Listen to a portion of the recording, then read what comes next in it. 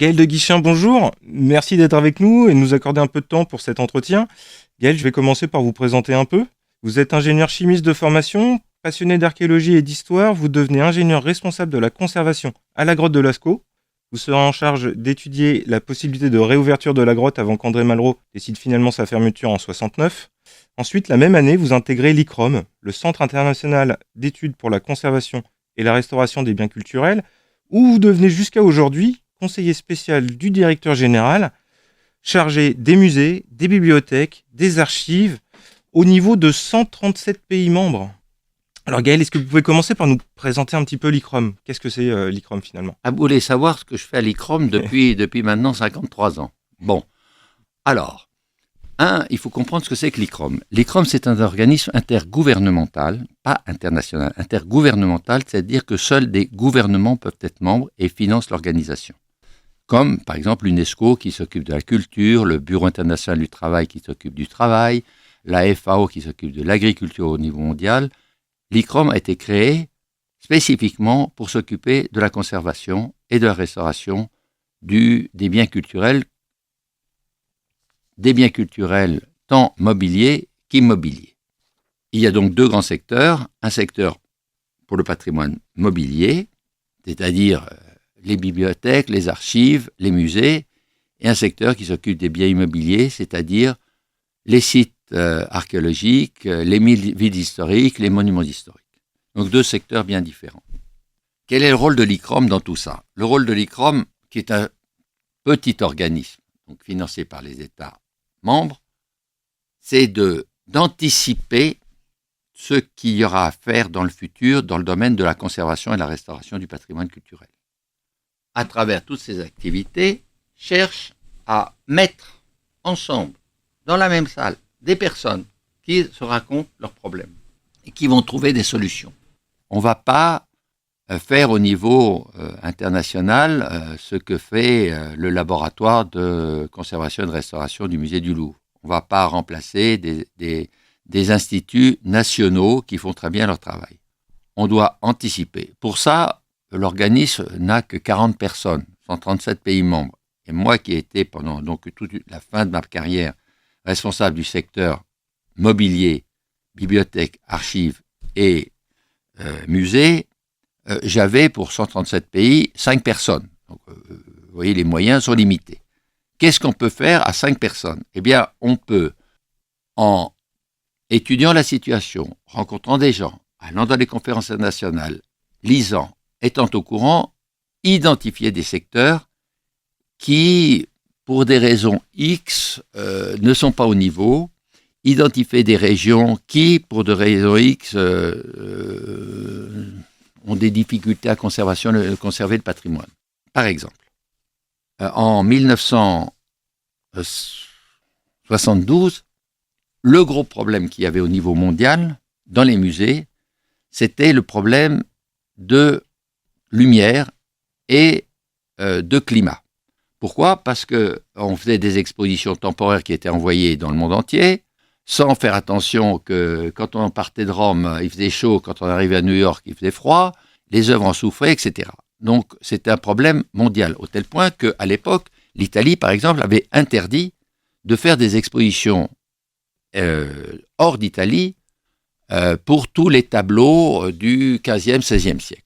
Donc c'était un problème mondial, pas seulement des pays plus ou moins riches, etc.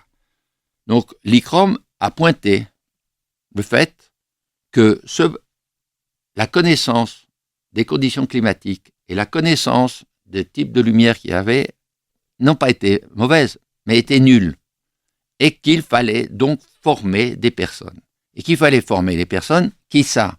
Les directeurs de musées, parce que c'est eux qui décidaient des expositions. Donc en 1975, on a fait, et ça a duré pendant 20 ans, tous les ans, un cours de 15 jours sur comment éviter les endommagements lors des expositions temporaires. Et qui venait à ces cours? C'était des directeurs de musées. C'était le directeur du musée de Versailles. Ce n'était pas des restaurateurs, parce que les restaurateurs nous disaient, non, c'est rien du tout, cette histoire-là. Et puis on n'a pas accès à ça. Donc voilà le type de travail que fait l'ICROM.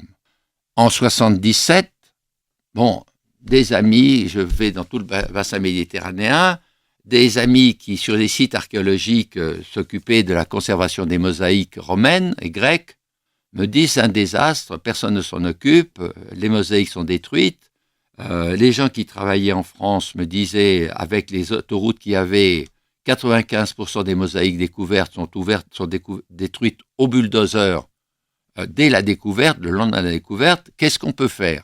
Alors, l'ICROM dit, très bien, on va faire une réunion de tous les spécialistes, il y en avait très peu à l'époque. Il y en avait un en Allemagne, un français, en France, Claude Bassier, un en Espagne. On les a réunis, on a dit, écoutez messieurs, qu'est-ce qu'on fait? Ah, quelle chance de se réunir. Finalement, on peut discuter avec des gens qui comprennent le problème. On va faire un comité international. Ce comité international, c'était une autre réponse, si vous voulez. Le comité international s'est créé. Depuis maintenant, il continue à fonctionner. Il y a 600 personnes. On se réunit tous les 3 ans. On fait des annales de conférences jusqu'à 1000. Dans la dernière qu'on vient de faire en Bulgarie, il y avait 1000 pages.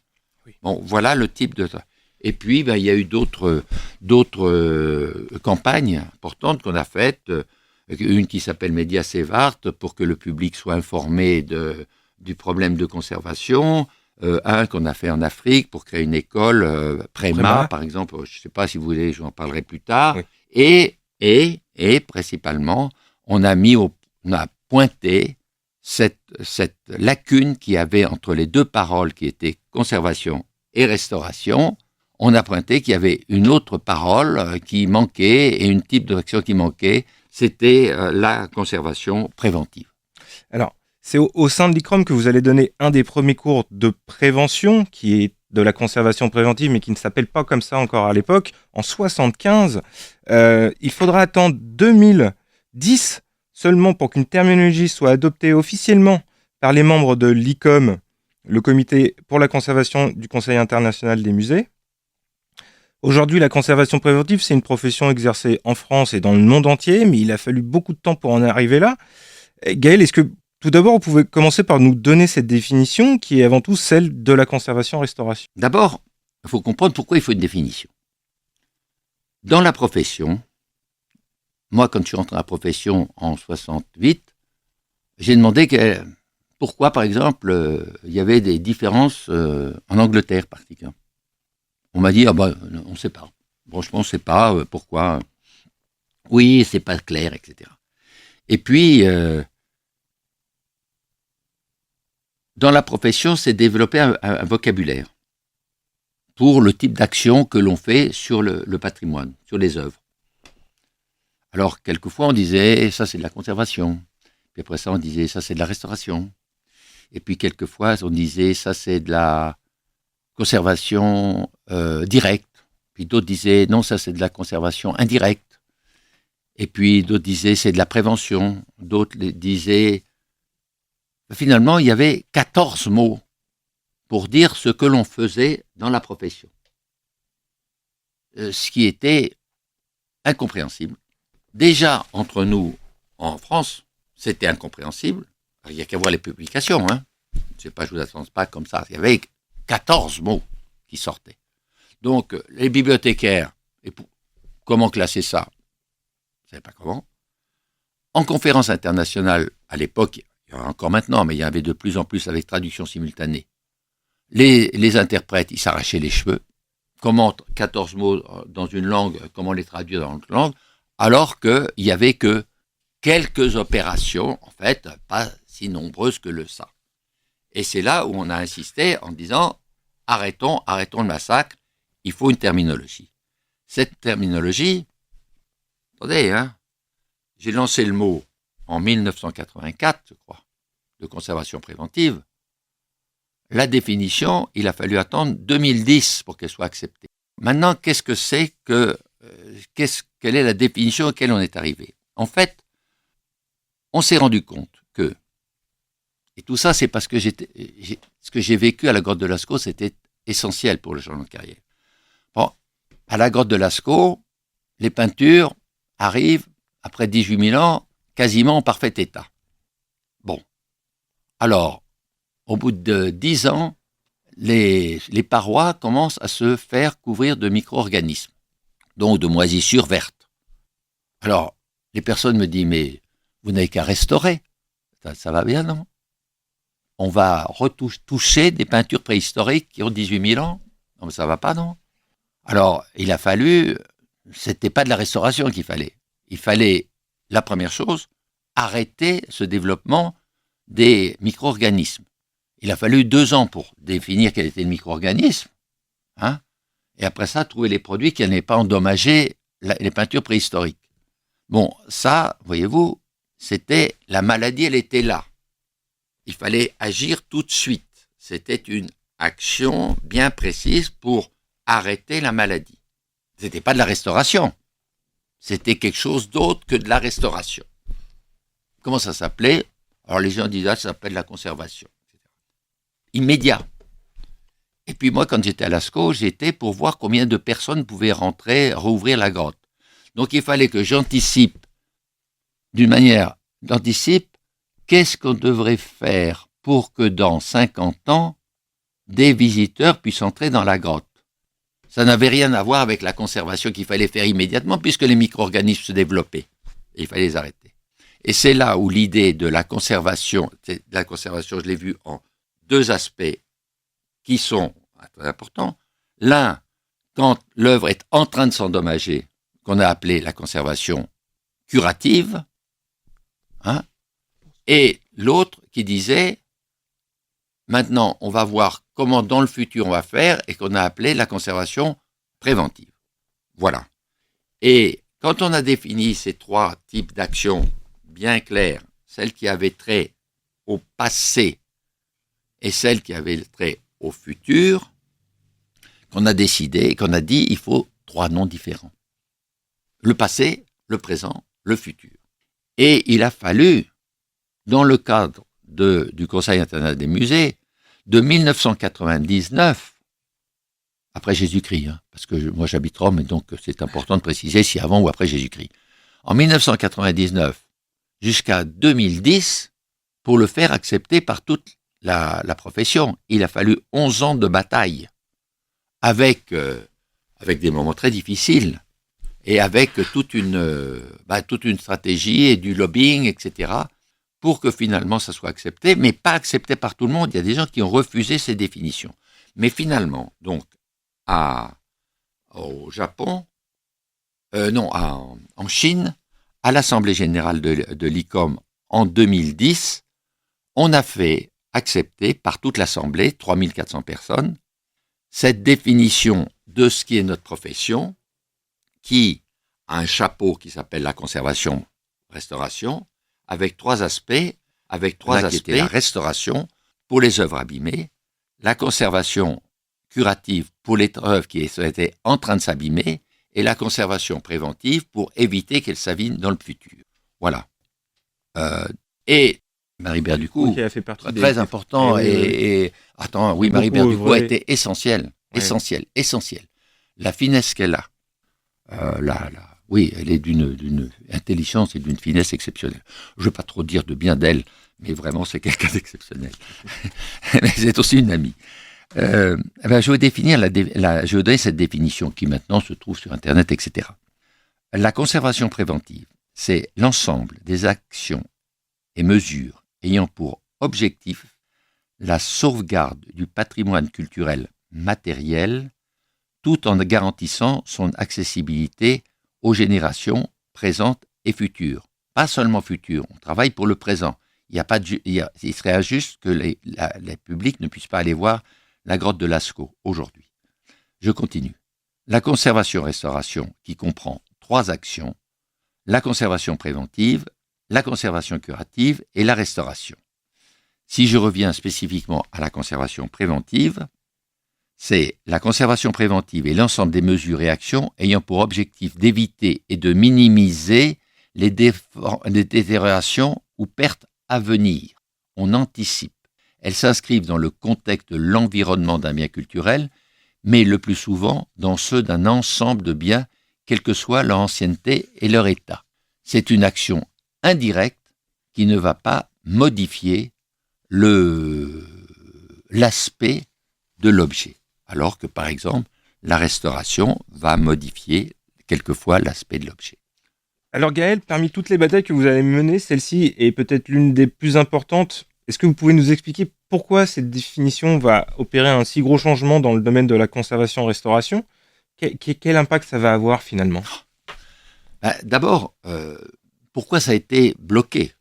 Parce que ça a été bloqué pendant 30 ans, quasiment. Parce que, entre autres, les conservateurs-restaurateurs avaient peur que ça leur bouffe du travail, parce que ça impliquait tout le monde. Ça impliquait... Parce que la conservation préventive, qui est-ce qui s'occupe de la conservation préventive? Tout le monde. C'est comme la médecine préventive. La médecine préventive, il n'y a pas que le médecin qui vous fait un vaccin. C'est de la médecine préventive. Mais la médecine préventive, c'est le balayeur dans la rue qui va enlever les ordures, parce que s'il y a les ordures, il y a des rats. S'il y a des rats, il y a des maladies. La médecine préventive, c'est qui fait de l'alimentation pour que ça ne s'endommage pas, qui va conditionner tellement les boîtes de conserve pour une certaine durée. Ils font de la médecine préventive. Voilà. C'est moi me mettant un cache-nez parce qu'il fait froid aujourd'hui à Paris. Je fais du préventif. Donc tout le monde fait du préventif. Tout le monde. L'architecte qui a construit ce studio en mettant des doubles vitres fait du préventif parce on n'a pas besoin de chauffer, vous n'allez pas attraper froid. Tout le monde fait du préventif. Les gens qui font de la législation font du préventif. Médecine préventive. Oui. D'accord? En conservation préventive pour les biens culturels, c'est exactement la même chose. Tout le monde y participe. Depuis le conservateur-restaurateur, évidemment, mais depuis maintenant le préventeur qui a une formation spécifique, qui va quand même passer 2 ans pour apprendre quelque chose. Alors, ça, c'est celui qui est le plus en pointe, mais il est soutenu par tout le monde. Il est soutenu par l'électricien qui va mettre les bons types de lampes fluorescentes pour pas que ça brûle le tableau. Ça sera le communicateur dans le musée qui va expliquer que ce tableau, il est bien beau. Les gens disent « Ah, comme il s'est bien conservé ». Mais comment il s'est bien conservé? C'est pas que ce tableau s'est conservé, c'est que quelqu'un a voulu que cette œuvre, il a trouvé que cette œuvre était importante et il dit « Moi, cette œuvre, elle m'a touché et je veux qu'elle touche mes enfants, mes petits-enfants, je veux qu'elle touche les visiteurs et je veux que cette œuvre soit leur meilleure condition possible ». Il fait de la conservation, il va faire de la conservation préventive. Le communicateur dans le musée qui comprend que les gens disent ça c'est bien conservé, mais ça c'est pas bien conservé. Si le château de Versailles c'est bien conservé, c'est que les rois les conservaient, mais que les révolutionnaires l'ont conservé et la République l'a conservé. Et c'est qu'aujourd'hui des donateurs aident à conserver. Ça se conserve pas tout seul. Ça demande un entretien permanent. Vous voulez dire que la définition des termes a permis d'impliquer tout le monde Évidemment. dans la conservation préventive? Premièrement, ça a une diffusion. Si vous laissez passer sur Internet, les gens, oui, c'est vrai, j'y avais pas pensé. Ça s'est traduit dans maintenant une quinzaine de langues. Il a fallu les traduire, c'est pas évident. Mais l'idée, elle s'est répandue. Et donc, petit à petit, la prise de conscience, qui est importante, et le changement de mentalité, peut-être qu'on parlera après de changement de mentalité, mais la prise de conscience a été essentielle. Ça a pris du temps. Il fallait, pour arriver à faire accepter ces définitions, j'ai dû montrer des définitions que j'ai fait. J'ai fait quand même des cours dans 50 pays. Dans chaque pays, je demandais, définissez-moi conservation-restauration. En 4 lignes. Je l'ai fait à 2300 personnes. 2300 personnes qui soient architectes, bibliothécaires, archivistes, hommes politiques, etc. J'ai 2300 définitions différentes que j'ai déposées à l'ICROM. Alors quand on a dit, vous voyez, 2300 définitions, laquelle est la bonne? Et puis maintenant, j'en ai rajouté une. Maintenant, on va définir conservation préventive. Mon pauvre Gaël, mais enfin, tu vois pas le merdier dans lequel ça nous met. Excusez-moi de vous couper. Vous voyez pas quelle situation vous nous mettez. Donc, ça a été très compliqué de le faire, d'opérer ce changement de mentalité et de leur faire comprendre que c'était essentiel, qu'il n'y avait pas 2 types d'opérations sur le patrimoine culturel, mais qu'il y en avait 3. Et alors, après ça, ça a commencé à changer. Les bibliothécaires ont pu classifier. Les gens qui faisaient pour des conférences, qui faisaient la relecture, disait à l'auteur, non, là c'est pas clair. Vous utilisez ces termes. Ah. Les bibliothécaires qui allaient permettre les recherches classées, conservation curative, conservation préventive, restauration. Plus 14 termes. Les traducteurs, quand ils traduisaient plus n'importe quoi, traduisaient suivant les définitions. Parce que l'orateur parlait d'une manière claire en disant voilà ce que c'est que la conservation préventive, voilà ce que c'est que la restauration, voilà. Ça a changé. Alors, ça a changé au niveau de l'enseignement. Bon, et puis l'enseignement, à un moment, il a fallu dire c'est une discipline. Pour moi, c'est une discipline. Enfin bon, d'autres vont pinailler, c'est une discipline, c'est pas une discipline. Bon, je leur laisse discuter là-dessus. Hein.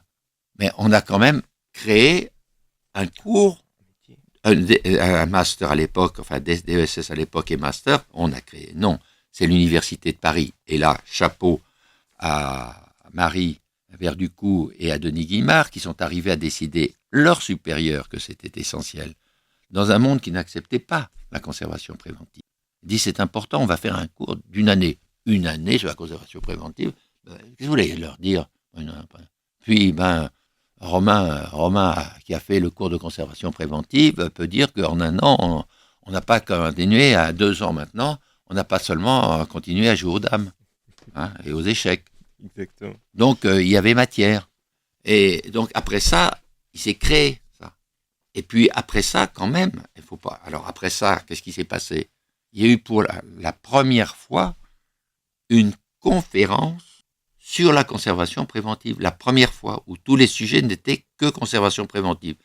Je crois que c'est en 1992. 1992. La première conférence sur la conservation préventive en français, où tout était sur la conservation préventive. Et puis, 2 ans après, en Angleterre, non pas en Angleterre, mais au Canada, en anglais, et 2 ans après, en espagnol. Alors, tout d'un coup, il y avait 3 volumes sur lesquels on pouvait dire conservation préventive, c'est ça. Pour les étudiants, c'était une découverte. Et c'est là où il fallait un changement de mentalité extrêmement différent. Et puis après ça, il ne faut pas oublier qu'après ça, ça a créé des départements. Alors qu'auparavant, il y avait des départements de restauration. Le Louvre crée le premier département de conservation préventive. Mal vu par les conservateurs, les archéologues, mal vu. Qu'est-ce que vous allez faire? Vous allez dire on est en train de prévoir dans 10 ans ce qui va se passer. Mais ça va très bien, ça marche très bien. Non, ça marche pas bien. Il faut prévoir. Voilà les changements essentiels qui sont arrivés. Et il a fallu seulement attendre 2010 pour avoir la définition acceptée après de longues bagarres. Alors, ensuite, en 1986, vous avez créé en partenariat avec l'Université de Paris 1 et l'ICROM le programme PREMA, Prévention pour les musées africains, qui va durer jusque dans les années 2000. Cette formation va inspirer le DSS de conservation préventive de l'Université de Paris 1 Panthéon-Sorbonne en 1995, qui deviendra ensuite un master.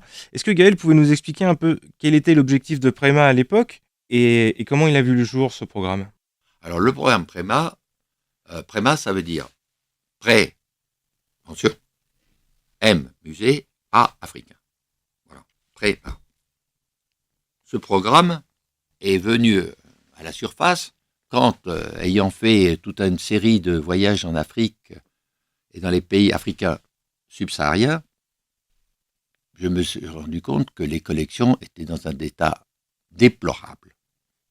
Parce que, entre autres, quand la France a quitté l'Afrique, elle n'avait pas, dans ce domaine, formé des élites. Donc, aller dans un musée, un professeur d'histoire, qui se trouvait responsable. Bon, les termites, ils ne connaissaient pas.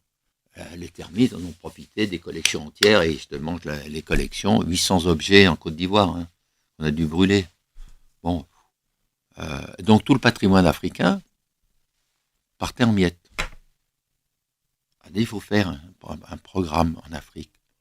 Les cours les plus longs qu'ils faisaient étaient de 5 mois.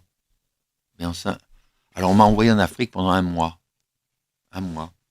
Voilà. Conservation du patrimoine. En 1 mois, je vais régler ça. Tu penses? Les malheureux, ils avaient beau être très, très, très intelligents. Et moi, avec mon équipe, on était les plus intelligents des enseignants. exceptionnels, etc. Mais m'excuse, tu ne peux pas absorber en un mois ce que les autres absorbent en 1 an, 2 ans, 3 ans. Donc, au bout d'1 an, on a dit, c'est ridicule, ça. Parce que ce qu'ils absorbaient, quelquefois, ils le désorbaient à côté, de mal. Donc, on a dit, on ne peut pas continuer comme ça. Ah, alors comment on fait? Et qu'est-ce qu'on fait? Il y a, au sud du Sahara, il y a, 37 pays, qu'est-ce comme ça. Alors, on a dit, on va envoyer des gens pour restaurer les objets. Oui, et les locaux, qu'est-ce qu'ils font? Ils regardent. Et puis, vous pouvez les envoyer pour combien de temps? 1 mois, 2 mois, parce que ça coûte cher. Ah bon? Et alors, ils vont restaurer 3 objets, et alors?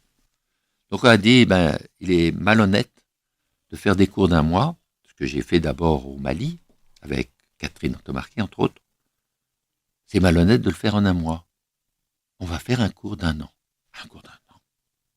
Oui, il y a des gens qui sont en poste, ils sont historiens d'art, ils sont professeurs d'histoire, etc. Mais conservation du patrimoine, ils ne connaissent rien. Donc, 1 an, c'est le strict minimum.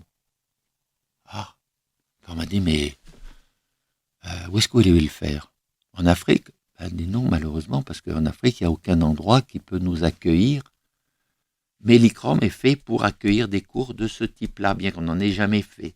On a une bibliothèque, on a des salles de cours, on a des vins, on les accepte à Rome. Ah, on les accepte à Rome, mais ils ne vont pas repartir dans leur pays. Je dis, ça, c'est un autre problème. Décidez pas pour eux, c'est nous qui décidons, et c'est eux qui décident. Et on a lancé ce programme d'1 an à Rome.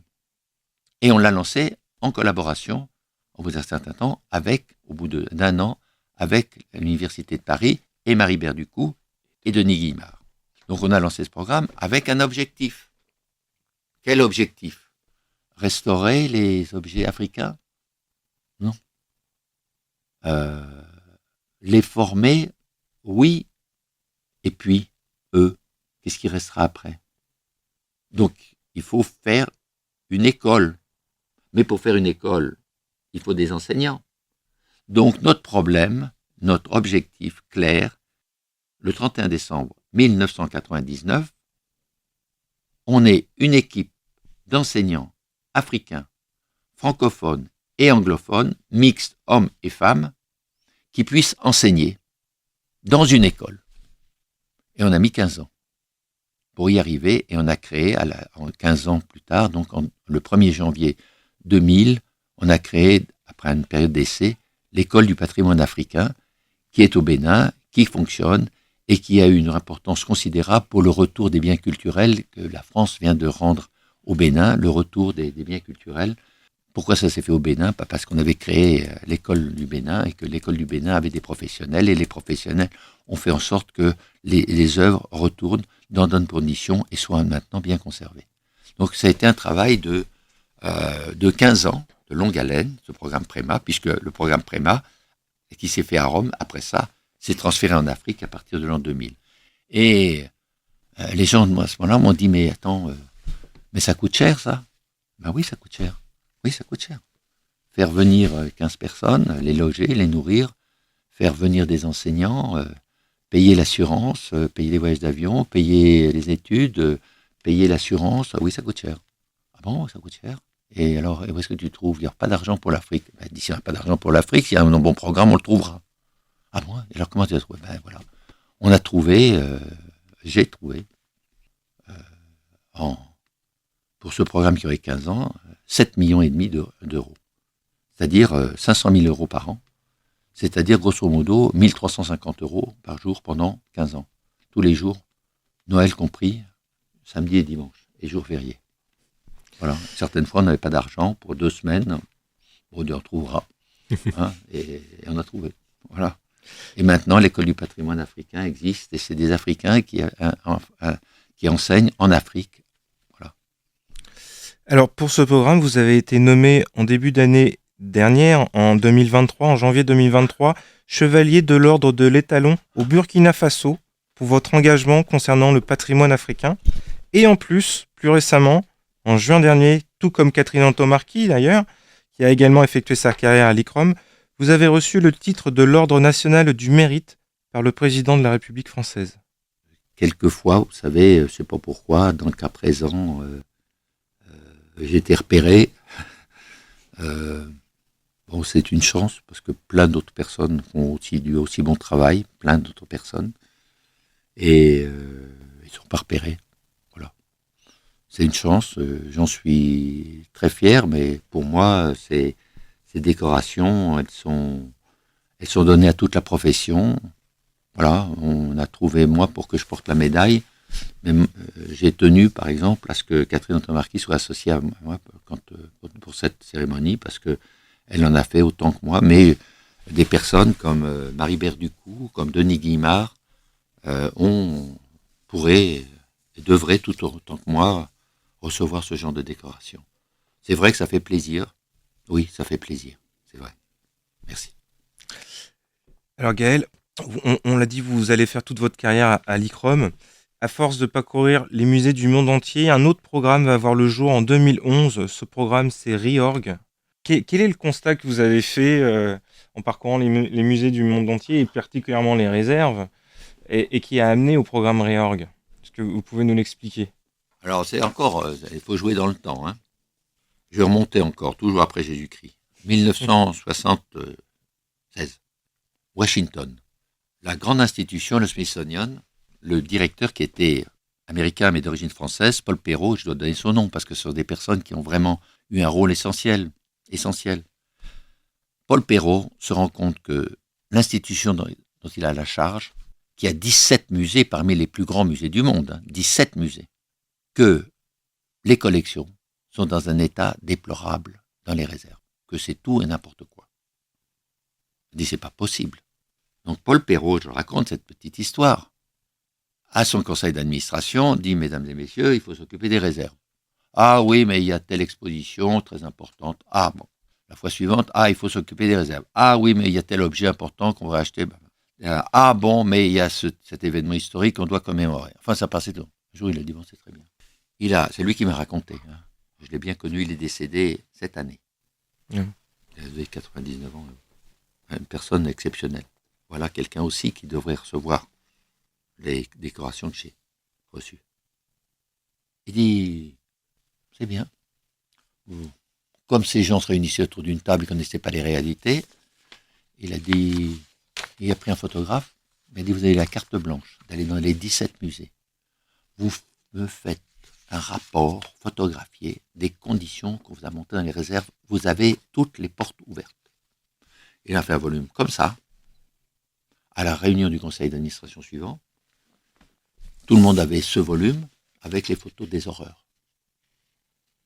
Il leur a dit, mesdames et messieurs, voilà comment nous, la plus importante institution au monde, conserve le patrimoine mondial. Les chèques ont été signés. Il a créé la plus grande réserve au monde, qui s'appelle Museum Support Center, que je vous conseille de regarder sur Internet. Vous verrez les photos. Je crois qu'ils annoncent 55 millions d'objets. Vous avez compris? Du monde entier, de tout type. Tableau, tout type. Voilà. Et il a fait en 1976 la première conférence sur les réserves mondiales. Et c'est là où j'ai pris conscience. Mais je n'ai jamais pu vérifier ce qu'il a dit.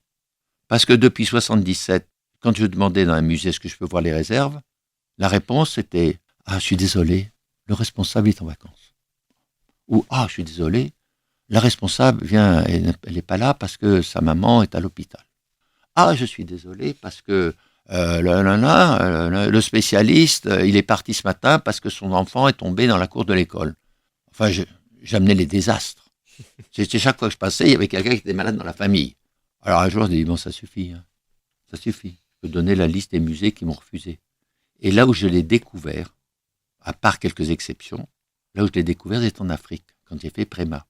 Parce que les collègues africains, ils avaient tellement l'habitude d'avoir les réserves dans un désordre abominable, que je disais, je peux voir les réserves. Je dis, mais Gaël, entre. C'est pas vrai. C'est pas vrai. C'est pas possible. Et là, justement, dans le cadre du programme Préma, j'ai dit, une des priorités, c'est pas d'attaquer les termites, c'est déjà de mettre en ordre ce qui est dans un désordre complet. Et donc, j'ai développé une certaine expérience. J'ai réorganisé les réserves au Sénégal, en Guinée-Conakry, en Côte d'Ivoire, au Bénin, au Nigeria, au Zimbabwe, en Zambie. Bon, je ne vais pas vous dire tout ce que j'ai fait. Je ne suis pas là pour ça. Mais donc, j'ai acquis une expérience. Et je continue à dire ces réserves, c'est essentiel. À l'ICROM, en 2010, l'ICROM a fait par la suite, il y a d'autres organismes qui se sont ajoutés, dont l'Institut canadien de conservation. Mais au départ, c'était l'ICROM et l'UNESCO. Nous avons fait cette enquête mondiale sur 3 mois. Qui l'a coordonnée? Parce qu'il faut donner des noms des personnes qui ont travaillé. Je vous ai donné Paul Perrault, je vous ai donné des noms comme ceci. En Afrique, une personne qui a une grosse importance, c'était Alain Godenou, qui a fait entre autres le master de conservation préventive. Là, c'est un collègue qui s'appelle Simon Lambert, qui par la suite a été travaillé au Institut canadien de conservation, qui a géré cette enquête. Et il est ressorti que 60% des réserves dans le monde avaient des problèmes. Dont, par exemple, 2/3 des musées disaient que leur directeur s'en fichait des réserves. Que 10% des musées avaient du vol dans les réserves. Ah bon? Et je ne sais pas si vous avez vu il y a quelques mois ce qui était ressorti au British Museum. Vous avez vu l'article? Oui. Au British Museum, 2000 objets volés dans les réserves. 2000 objets au British Museum, qui se targue d'être le musée la plus à la pointe, qui fait des cours internationaux, tout comment on gère un musée. 2000 objets. C'est pas du jour au lendemain que ça sort 2000 objets. Et seul le directeur général a donné sa démission. Toute la chaîne, il faut toute une chaîne pour ça. Personne. Bon, et là, notre enquête avait montré que 10% qu'il y avait des vols dans les réserves. On oubliait tous ceux qui ne le savaient pas ou ne voulaient pas le reconnaître. Donc, ça a fait un gros boom. Vous savez que 90% des collections d'un musée sont dans les réserves, quelquefois à 95%. Donc, le public ne voit que 5% des collections, ou 10%. 60% des réserves posaient des problèmes.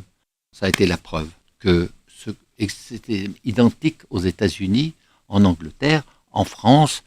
Ce n'est pas une question d'argent. Et donc, à partir de ce moment, on s'est dit, il faut faire quelque chose. Et l'ICROM s'est dit à ce moment-là, oh, ça va bien, on laisse ça. C'est dans notre rôle de pointer ce qui ne marche pas. Mais pointer, c'est facile. On avait pointé parce qu'on avait fait l'étude. Mais on n'arrivait pas à opérer. Et c'est là où, fort de l'expérience que j'avais acquise dans les pays que j'ai nommés précédemment en Afrique, j'ai mis sur papier comment on peut réorganiser une réserve.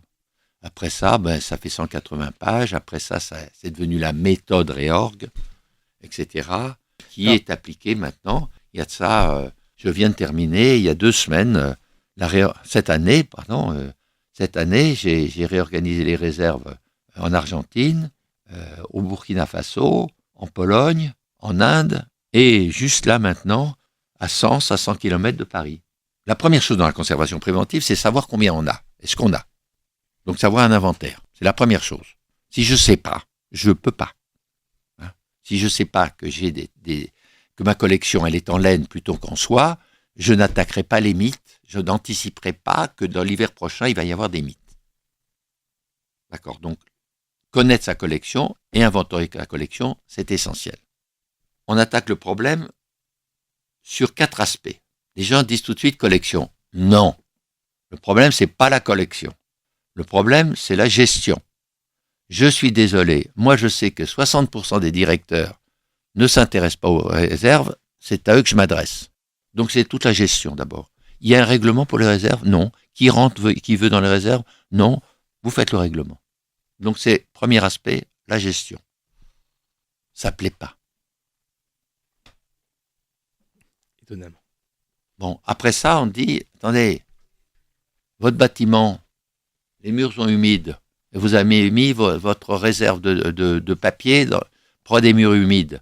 Vous ne croyez pas que dans 1 an, le papier va être attaqué par les micro-organismes? Alors, où est l'architecte? Au travail. On va ensemble que l'ensemble soit sain. D'accord. Alors déjà, on met dans le coup le directeur et les conservateurs. Après ça, les architectes.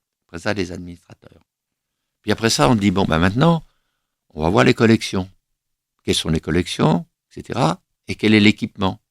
Si toutes les collections sont au sol, évidemment, personne ne pourra nettoyer, évidemment, il y aura de la poussière, évidemment, ça attire les insectes, et évidemment, les collections sont attaquées. Donc, on étudie le problème d'une manière globale, la gestion, le bâtiment ou les bâtiments, les collections et l'équipement. Voilà ce qui est la base de la méthode. Les 4 aspects sont étudiés parallèlement. Alors, quand un directeur de musée veut bien, parce que quelquefois il dit, bon, moi je peux le faire. Très bien, ravi. Mais souvent il veut pas. Il veut pas pourquoi? Parce qu'il sait que quelquefois il sait pas qu'est-ce qu'il a dans sa collection. Parce qu'il a obtenu des réserves d'un prédécesseur qui a pas pris garde aux réserves, comme M. Perrault, dont je vous ai parlé tout à l'heure à la Smithsonian. Lui, on lui a fait signer qu'il y avait tant de millions d'objets, il les a jamais vus. Quand il a vu la situation, il a dit, mais ça va pas, non? Bon, alors il faut ça quantifier. Donc on a fait, notre enquête a montré que 60% des réserves posaient des problèmes. Mais ça veut dire quoi? Il faut voir l'étendue du problème. Aujourd'hui, il y a 103 000 et quelques musées dans le monde. Revue de l'UNESCO, il y a de ça 3 ans. Chaque musée, il a plusieurs salles de réserve. Ça veut dire que s'il y a 103 000 musées, il y a 1 030 000 salles de réserve. Et s'il y en a 60% qui sont en mauvais état, ça veut dire qu'il y en a 600 000 et quelques. Donc le problème, il est vaste. Et il y a des personnes qui veulent l'affronter et des personnes qui ne veulent pas. Alors Gaël, est-ce que vous pouvez nous expliquer, Reorg, ça dure 2 semaines, c'est bien ça? Oui, un programme Reorg dure 2 semaines. Objectif, c'est que en 2 semaines, les collections, la réserve, ne contiennent que la collection du musée, c'est-à-dire qu'on a acheté dehors tout ce qui n'est pas la collection, c'est-à-dire tout ce qui n'est pas enregistré, quitte à ce que ce soit enregistré plus tard, mais c'est plus dans la réserve. C'est plus mélangé au reste. Qu'aucun objet soit au sol, que toutes les collections soient regroupées, parce que quelquefois elles sont dispersées dans 1, 2, 3, 10 salles. Au château 2, les tableaux étaient dispersés dans 8 salles. Donc, aucun objet au sol, toutes les collections soient regroupées, toutes les collections puissent être retrouvées et identifiées sans déplacer moins de 2 autres objets, et de retrouver un objet à partir de l'inventaire en 3 minutes, comme dans une bibliothèque. Voilà, ça c'est les 4 critères de qualité à la fin de réserve. J'ai fait 34 réorgs dans 27 pays, et bien dans ces 34 réorgs dans 27 pays, en 15 jours, on a donné un produit final qui était de cette qualité-là. Voilà. Et donc, c'est un programme qui est exclusivement fait avec des professionnels? Alors, c'est un programme qui se fait à la demande d'un musée. Ça se fait dans un musée qui a une collection en désordre. Et quelquefois en énorme désordre. Je donne un exemple. En Italie, je viens de faire le musée de Modène. On a sorti de la salle de réserve 110 mètres cubes de matériel qui n'avait rien à y faire. Donc, il prenait la place des collections, qui empêchait de trouver les collections. Si c'était des caisses en bois, elles pouvaient être attaquées par des insectes qui, après ça, allaient attaquer la statue polychrome en bois du XVe siècle. 110 mètres cubes de matériel qu'on a dehors. Puis tout d'un coup, alors qu'on ne pouvait plus bouger, on a pu respirer. Voilà. Donc, la première chose qu'on fait quand on commence un réorg, ça va être de déjà observer la collection? Alors, j'arrive, mais il faut comprendre que pour le faire, il faut qu'il y ait la demande d'un directeur de musée. Alors, la demande, et on va venir à ce musée 20 collègues au moins, des musées aux alentours qui ont eux-mêmes des réserves à réorganiser et qui prennent l'engagement de les réorganiser. C'est pas des cours universitaires où on verra peut-être le résultat dans 4 ans ou 5 ans. Hein. J'ai plus l'âge pour espérer voir les changements. Je veux voir les changements. J'en ai marre d'avoir fait des cours dans le monde entier qui n'ont servi à rien. Pas dans ce domaine-là, mais par exemple, dans le domaine du climat et autres, j'ai fait des cours dans plus de 50 pays. Ils n'ont rien changé. Ça comptait comme avant. Bon, maintenant, je vois des changements. Donc, avec Réorg, je vois des changements. Alors, quoi? Un musée qui demande. Un musée qui est suffisamment vaste pour pouvoir accueillir de 25 à 35 personnes. Il faut se déplacer. D'accord?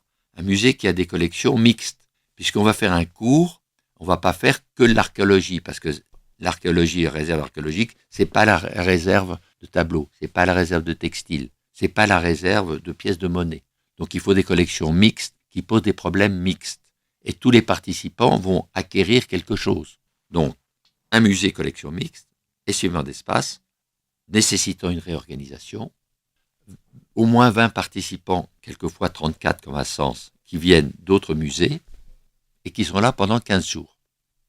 Ils ne se connaissent pas. Donc, ça va avoir 2 semaines totalement différentes. La première semaine, on ne touche pas un objet. La deuxième semaine, on touche tous les objets. Donc, première semaine, 5 jours. Lundi, mardi, mercredi, jeudi, vendredi. Si je crois jusqu'aujourd'hui, ça n'a pas changé. Le gouvernement n'a pas décidé qu'il y a 7 jours ou 8 jours par semaine. C'est toujours les jours ouvrables, lundi, mardi, mercredi, jeudi, vendredi. Lundi, mardi, on les crée en équipe. Ils ne se connaissent pas. Ils ne se connaissent pas. Travailler en équipe, c'est pas vous êtes tous 11 joueurs, bons joueurs de football, allez-y, vous formez une équipe. Non. Donc, 2 jours de théorie. Puis après ça, 3 jours de pratique. On sépare l'espace en espaces. On sépare les 25 minimum en 5 équipes de 5. 5 équipes de 5, c'est gérable. En dessous, c'est un peu peu, au-dessus, c'est un peu trop. Donc, 5 équipes de 5. À chaque équipe, on donne un espace qu'ils doivent réorganiser. Donc, on va diviser les réserves en 5 espaces. Et à chaque espace, il y a une équipe de couleurs. On leur donne des couleurs qui doit, à la fin du cours, avoir réorganisé leur espace. Sur les critères que je vous ai indiqués. D'accord? Les critères, je vous ai annoncés. Donc, ils la connaissent pas. Ce sont des gens qui viennent d'ailleurs. Ils débarquent. Donc, ils doivent étudier pendant 3 jours. Dans le but que le vendredi soir, ils me fassent un programme, un plan de réorganisation. C'est-à-dire qu'ils vont étudier quel type de réserve c'est, si c'est une réserve seulement pour le public, c'est une réserve ouverte exceptionnellement, ouverte, jamais ouverte, ouverte seulement pour le personnel. En partant de ça, on sait où on doit aller. Mais ils vont étudier la collection. Ils n'ont pas des tissus. Ils ont des tissus en soie, en laine, en coton, en plastique. C'est pas la même chose. Ils vont étudier la collection. Combien en laine, combien en laine, combien en laine. Ils vont étudier tout le mobilier. Savoir si le mobilier est adapté au type de collection. Combien de mètres carrés. Ils vont étudier si le sol est occupé ou mal occupé. Ils vont étudier s'il y a un système de protection contre l'incendie, contre le vol, etc. Ils vont étudier si les fenêtres sont barrées ou pas barrées, etc. Ils vont étudier. Ils ne touchent à rien. Et à la fin, on dit au directeur du musée, voilà comment on vous propose d'eux. Alors on peut dire, ah ben oui, par exemple, un a dans sa salle des tableaux et de l'archéologie. L'autre, il a des tableaux et aussi de l'archéologie. Une équipe a tableau archéologie, une autre équipe a tableau archéologie. Ils vont se dire, écoute, moi je prends tous les tableaux, je te échange toute mon archéologie. Et il va y avoir une réserve tableau et une réserve archéologie. D'accord. On présente le programme le vendredi soir au directeur du musée et à tout son staff, qui évidemment nous ont suivis, etc. Et il dit, c'est bon. On les fait signer. Vous signez le changement. Vous êtes d'accord? Et le lundi, pendant 5 jours, on met en application. Et le vendredi, à midi, on a terminé. Et tout est rangé. Et, par exemple, à Sens, le vendredi, comme le directeur du musée, la conservateur, et le maire de la ville nous avaient demandé qu'une des salles soit visitable par les écoles, le vendredi, une première école est venue et a visité la réserve. On n'arrivait pas à les arracher. L'enseignant a dit, mais je les emmène dans une exposition. et j'arrive pas à tenir leur attention. Là, au bout d'une heure, on dit allez, on s'en va. Même monsieur, on reste, etc. Non, c'est fini. On reviendra plus tard. Ça, c'était, si vous voulez, la plus belle récompense qu'on pouvait avoir. Oui. On le disait en introduction, au début de votre carrière, vous êtes responsable scientifique des études qui sont menées pour tenter de rouvrir la grotte de Lascaux, malheureusement fermée en 69 par Malraux, après 18 000 ans de conservation et 20 ans seulement d'ouverture au public. En 2015, vous avez reçu la médaille d'or du mérite des Beaux-Arts par Sa Majesté le Roi d'Espagne pour les recherches en conservation préventive que vous avez conduites dans la grotte d'Altamira, qui est au nord de l'Espagne. Elle est-elle ouverte au public, mais de façon très restreinte? 5 visiteurs par semaine, 260 par an. Aujourd'hui, on recense 170 grottes ornées en France, seulement 17 sont visitables.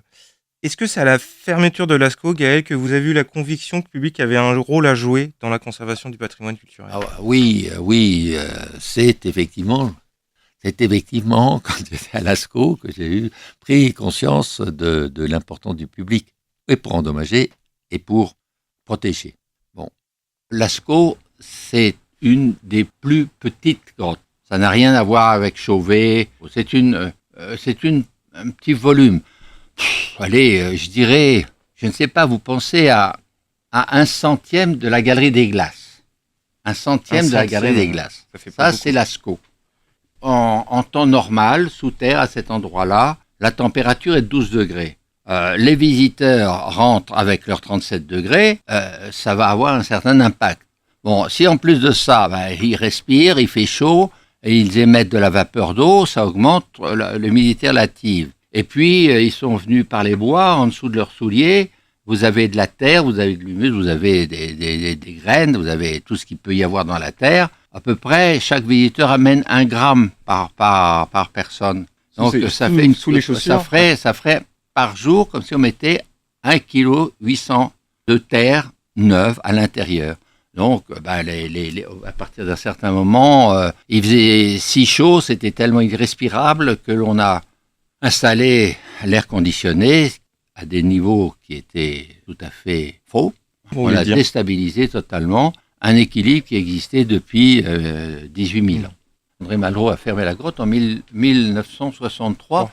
C'est-à-dire 5 ans après l'installation de l'air conditionné. Il n'y avait pas besoin d'être un grand spécialiste pour voir qu'il se passait quelque chose, puisque sur les parois qui sont, dans la majeure partie de la grotte, les parois sont blanches, de calcite. L'erreur grossière, c'est quand les gens disent « ça s'est conservé jusqu'à maintenant, ça se conservera encore ». Non, c'est pas vrai. À Lascaux, j'ai entendu dire 50 000 fois « ah, mais ça s'est conservé pendant 18 000 ans, ça va se conserver ». Je dis non. Donc, reprenons.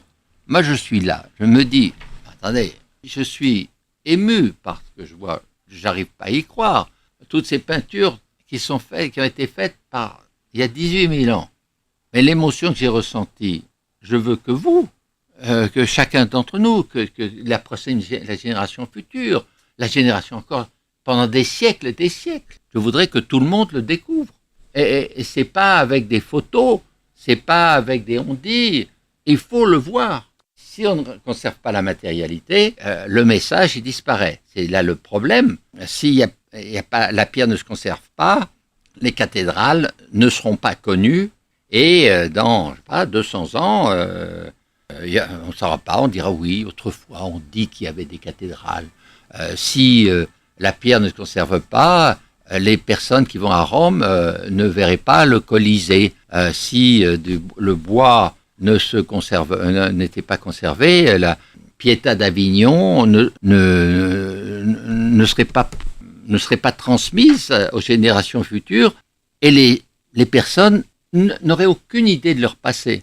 Si on n'a pas des preuves, et Lascaux en est une des plus impressionnantes, des preuves qu'il y a 18 000 ans, l'homme existait, était capable de se manifester d'autres manières que seulement de vivre au jour le jour, de manger, Il y avait combien de visiteurs à Lascaux à l'époque À Lascaux, il y avait, je crois, 1806 visiteurs. C'est le maximum qu'ils ont fait. Mais actuellement, le musée du Vatican, c'est 30 000 par jour. 30 000 qui passent par la chapelle Sixtine. Alors, le public, il faut que le public comprenne qu'il peut être un prédateur, c'est normal, s'il touche, s'il casse, s'il marche sur une mosaïque, il l'endommage. Mais aussi, qu'il peut être un protecteur. Voyez-vous, c'est une chose sur laquelle je travaille beaucoup, transformer le public de prédateur en public en protecteur. Comment le public peut m'aider, moi, qui ai été payé, et qui suis toujours payé puisque je suis à la retraite, par de l'argent public pour conserver ce patrimoine public, comment est-ce que je peux être aidé par le public? Et pas dire toujours, c'est interdit de photographier, c'est interdit de toucher, faut pas aller là, faut pas manger, faut pas ceci, faut pas cela. À la fin, le public me dit, mais alors j'entre pas, si je peux rien faire. Hein? Donc, il faut que ce public devienne conscient. Et il peut pas devenir conscient tout seul.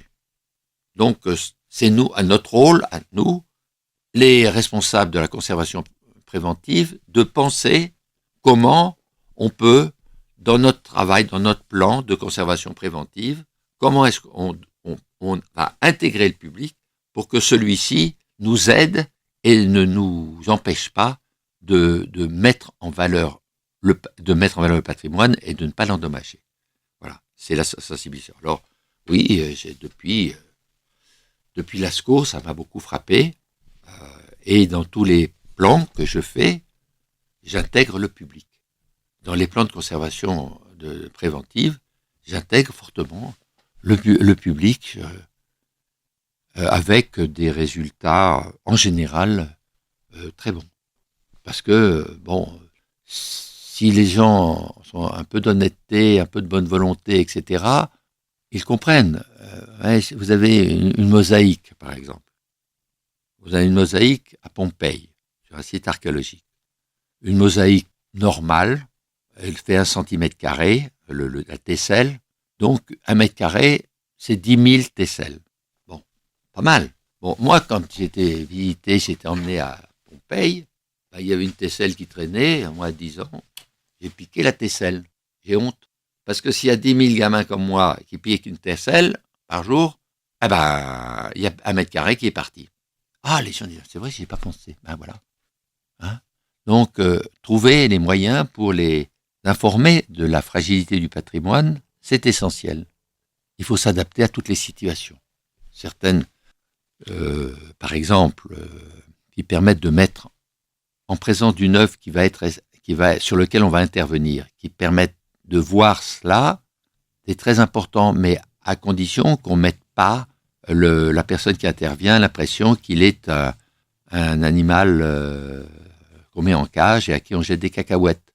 Vous comprenez, quand dire oui, on va faire montrer au public, mais comment? Si c'est pour montrer au public le dos d'un restaurateur qui cache l'œuvre sur laquelle il va travailler, c'est stupide et c'est offensant pour le conservateur-restaurateur qui intervient. Mais par exemple, si on le voit là, mais qu'il y a une caméra de télévision qui montre comment la personne, avec quelle minutie la personne travaille, alors ça, c'est intelligent. Parce que le public, à ce moment-là, peut voir que l'œuvre est fragile et peut voir quelle minutie va prendre le conservateur-restaurateur pour intervenir. Intervenir, le préventeur aussi, peut et doit, dans son programme, dans son plan de prévention, trouver les moyens pour informer le public.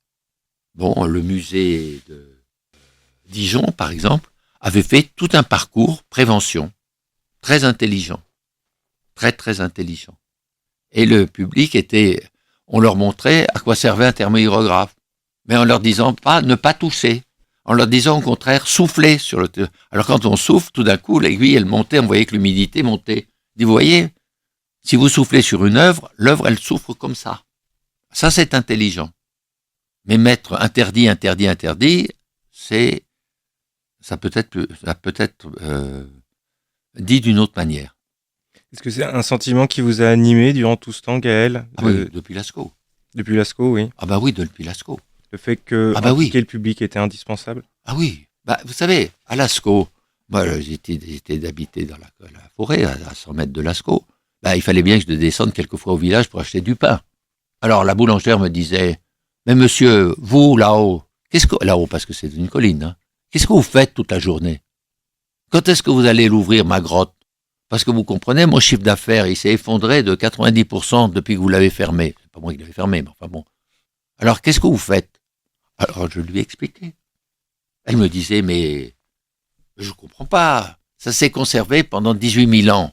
Et vous allez me dire que maintenant, au moment où on envoie des Spoutniks et des hommes sur la Lune, on ne peut pas conserver une grotte préhistorique qui s'est conservée pendant 18 000 ans. Alors je lui disais, madame, en septembre, vous faites du foie gras, vous gavez votre oie, vous le mettez en décembre, quand vous tuez l'oie, elle a 800 grammes, vous le mettez dans une boîte de conserve, vous scellez, et vous le mettez dans votre armoire, vous le laissez 1 mois, 1 an, 10 ans, jusqu'au jour où vous avez des amis, et vous ouvrez vous prenez la boîte, et si vous voulez faire un bon foie gras qui a 10 ans, vous l'ouvrez, mais là vous devez la manger, vous devez consommer maintenant dans les 3 jours. Et bien la grotte de Lascaux, c'est la même chose. Pendant 18 000 ans, elle est restée fermée, on l'a ouverte, on consomme tout de suite, on fait quelque chose. Ah oui, ah oui.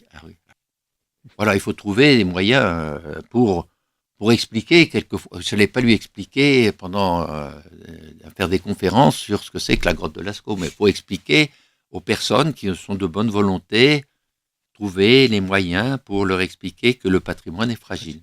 Gaël, vous dites que vous êtes à la retraite, vous avez 83 ans aujourd'hui, ça fait 50 ans que vous faites de la conservation.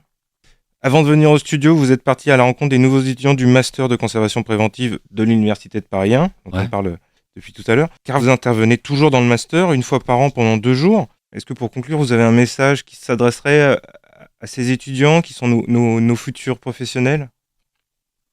Ce que je dirais, c'est que je pense que j'ai été utile en faisant de la conservation préventive. Je crois que dans la vie, il faut trouver un métier où on est utile, où on change un tout petit peu le monde.